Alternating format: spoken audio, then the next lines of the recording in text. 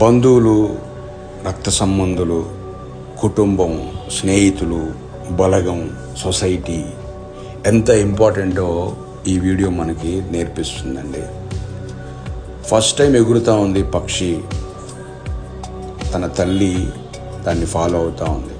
దానికి తెలియదు దానికి ఎంతమంది శత్రువులు ఉన్నారు.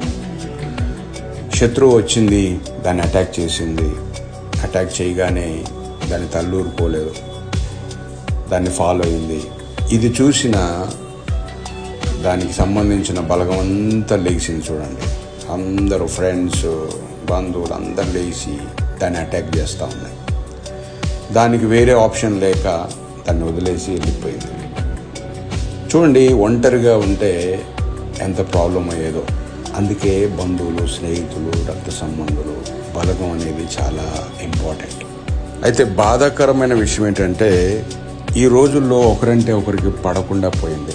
నేను గొప్ప అంటే నేను గొప్ప అనుకొని విడిపోయే స్థితికి వచ్చేసింది. ఎవరు ఎవరి మాట వినే స్థితిలో లేరు.